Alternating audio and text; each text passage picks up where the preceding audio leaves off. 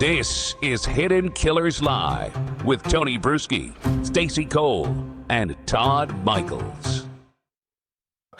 And here's the thing with a lot of cases like this, and it's easy to go down the route of, was something being covered up here? Is there something else on this other side of this that this doesn't look right? So many times the optics of things like this, when they get really, really crazy, incompetency can look like conspiracy. It can look like cover up. But is this one of those things where they put the gag order in place right away because it was like, oh shit, like we've already screwed this up from the moment it started? If we gag this, can we quiet this down? Can we maybe somehow make this get better, but obviously you just made it worse? Is this the system and those within it trying to cover up for one's mistakes, and then, oh, well, then that makes this one worse, and now we're so dug in here, we got to keep going to this? Because we've seen that before, where they'll just dig in till, they cannot no longer dig in anymore, and either they win or they don't. Is that what's happening here? I mean, with the gag, yeah, I think that there was such a public outcry, and if you, like, they've got several, there's a Facebook page, in support of freeing Aaron Spencer. There's, funds that have been raised for his defense. There's a huge public outcry that's very much in support of Aaron Spencer. I think that the state was obviously well aware of what was going on in their own community in terms of their constituents and in terms of the citizens in that county. They're like, what are you doing? Yeah. So I think from their perspective, they wanted to silence it. They wanted to silence the noise and just let the process take place. Yeah. And, let it see where it lands. But the fact of the matter is you don't get to silence citizens. That is in direct violation of our First Amendment rights. Can you gag the parties? Sure. Can you gag the attorneys? Yes. Can you gag the world at large? Absolutely not. Is the system, are there just too many people in the system that don't quite grasp this concept yet? That it's not, you're not just, when you shut up the parties and things like that. Okay, great. You shut them up. You're no longer just like waiting for Dateline to take your story. You're no longer just waiting for like one of the few news magazines that used to exist to take you up. You now have a gazillion of us out there. Yep. Who can very easily put a big spotlight on a specific story. Are they just incompetent? Is there just a lot of people that don't quite grasp that this is how this works now, that you can't brush this stuff under the rug the way you used to?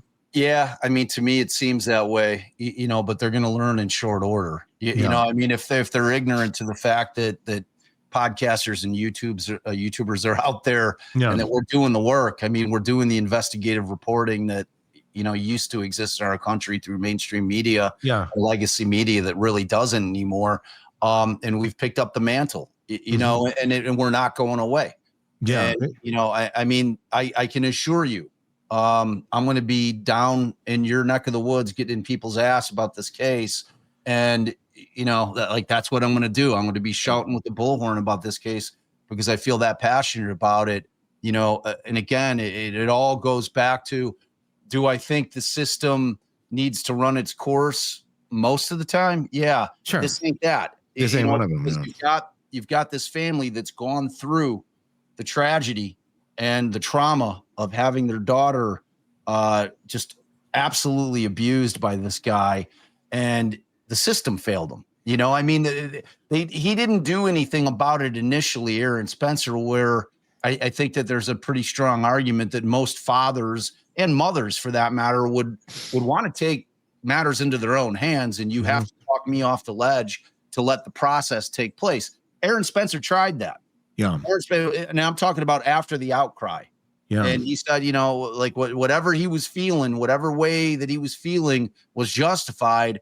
And whether or not that was like, I'm going to go take care of this shit myself. Mm-hmm. Whoever talked him off the ledge, whether it was his wife or a group of people, I don't know. Yeah. But what I do know is that he allowed for the process to happen. And what he saw is that Fossler gets arrested. Okay. But then Fossler's out on a $5,000 bond with 43 pending charges, and then proceeds to violate the no contact order, starts communicating with his daughter again, and lures her out of the home and has got her out of the house at 12:30 at night. I mean, It's pretty clear cut. Like this is insane. I mean, does the prosecution actually think this is a winnable case, or is this just about like just flexing control than it is actually about justice? I don't know, man. Like, I'd love to have that prosecutor on alive and ask exactly that question, because I think the answer is going to live in the neighborhood of what Stacey was talking about, that there's a process here that, in our estimation, somebody's life was lost. It was at the hands of another, and it's up to a jury of his peers to decide whether or not he was justified in his actions. And I'm going to go through the process. And, it's just, that's not taking into consideration the fact of the amount of trauma that this family has had to endure leading up to this entire scenario. I mean, everything that they had to go through up until and after is just unthinkable. I mean, that family sitting there, and I want to be clear, Aaron Spencer's out on bond.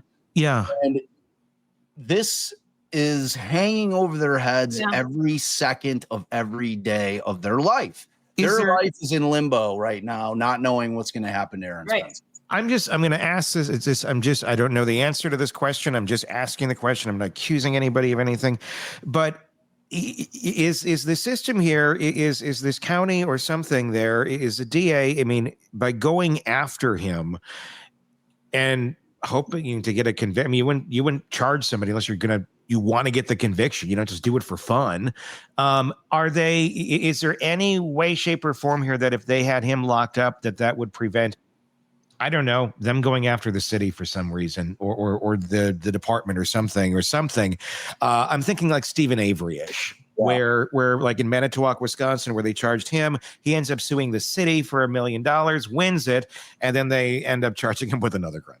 What an interesting thought, Tony. I mean, that's. I mean, is it kind of that? I mean, in a different way, where we fucked this up over here pretty good. Oh, well, you did this, so we're going to get you, because if you look over here and figure out how much we screwed this up, you could go after us for this. But if we charge you for this, that's not going to work out that way, because we're going to get you over here. I don't know. I mean, I'm just throwing it out there, not accusing anybody. I'm just saying it's one of those roads of like, I'd be interested to look down that as what's motivating everybody here, because that's the biggest thing. Is it's easy to say, well, this is crazy, that DA's nuts. What's the motivating factor? Yeah. What is that motivating factor? Is it just following the rules, or is there something else at play? I mean, look, at this point in time with the state of our society, I don't disregard any concept. Yeah. And you and I talk about this all the time, man. Yeah.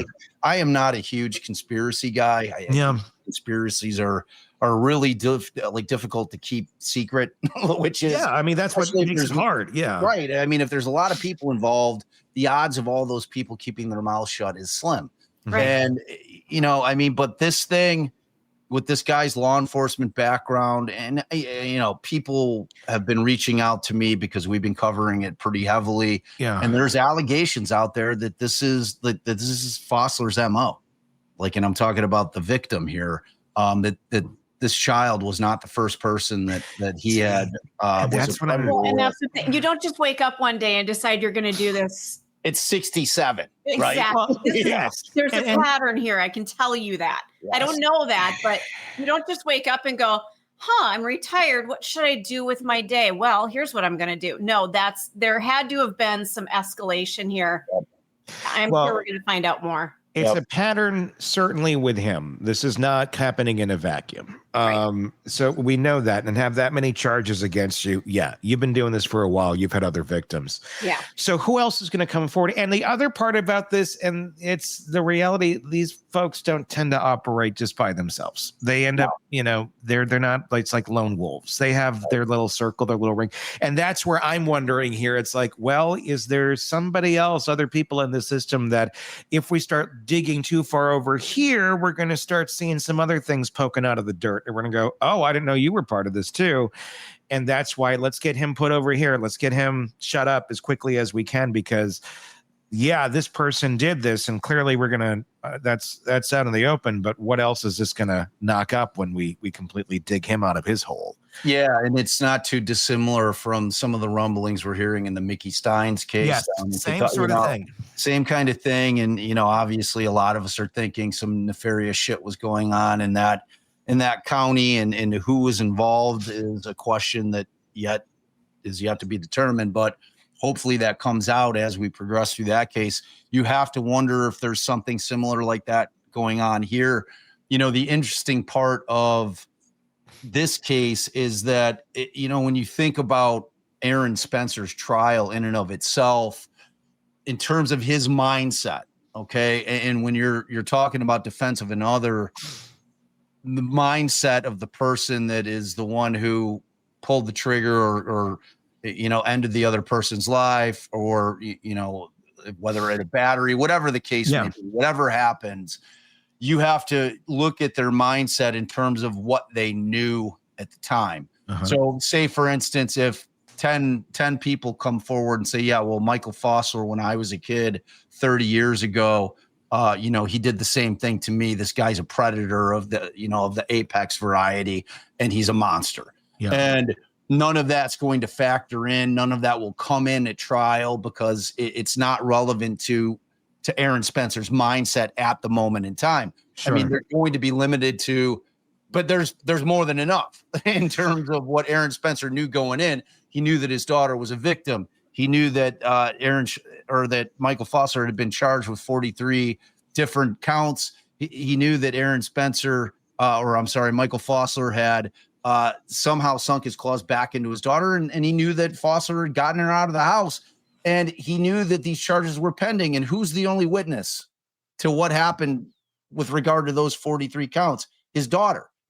So I mean, if you're thinking logically, and if you're thinking about somebody who apparently doesn't care about the fact that there's a stay away order, that's just a piece of paper that's not stopping me from doing anything, because either he's so compelled to get his claws back into her in order to essay her again, or essay her and then kill her, or abscond with her. Just, you know what I mean? Whatever the case may be, that guy was unhinged. And so, that's what Aaron Spencer would have known at the time that this went down. Was Fossler an officer in the same jurisdiction here where this took place? No, I think he was a cop in Indiana. Okay, so it wasn't years prior. I would be curious to see what else could come up in his background. Were there any disciplinary actions? What do his colleagues have to say? What do the women around him have to say? I think there's a story here that hasn't been tapped into yet. Stay tuned. Exactly. I'm taking a trip to Indiana. I'm doing some digging. I would bet there's a lot of cases around him that disappeared. Raise some eyebrows. I mean, what we should also be talking here about why he was even out on bond. I mean, why did a judge allow this to happen? We see it obviously so frequently. We had the Haro case where the DA was like, no, this guy should not be out on bond. But obviously, or on bond or bail, I forgot on that one. But you have another one here, 40 some set charges. The kid's still in the county. I mean, this guy, he has a pattern of behavior. Why are we letting these people out?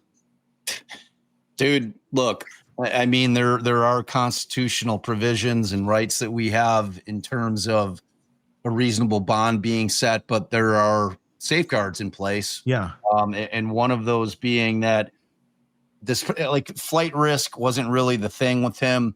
Is he a threat to public safety? And when you're charged with these types of crimes, there's a strong argument to be made that he should have been issued no bond, because he is very much that in terms of what he is accused of doing. Yes, he's presumed innocent, but there was enough there in terms of the outcry and the factual scenario that was laid forth by the child in terms of what had happened with this guy, that there was enough to charge him with 43 counts. So, it had passed that type of muster. And, you see it all the time in murder cases, right? You see, well, look, this defendant is presumed innocent, but, these are very serious charges. And I'm not willing to put that person back out into society because of that potential threat to public health and safety. And I'm going to keep him in on a no bond. So not only did she not make it like a high bond, I mean, she made it $5,000, which I mean, he's getting out on that. Like Yeah. she knew he had, like, that he was going to get out on it. It's inexplicable to me, and then to have her be the presiding judge on Aaron Spencer's case is so disturbing in so many different ways, because she's got to answer for that at some point. You know what I mean? It's like, going to make her answer for that, though. Who has the authority to do that? no one. Exactly. She's just accountable to herself. Right. But apparently that's not going to be the case. So I mean, is it society? Is it the community that steps up and says, hey, get your shit together? This is not okay. Want more on this case and others? Then press subscribe now and don't miss a moment of true crime coverage from Tony Brueski and the Hidden Killers podcast.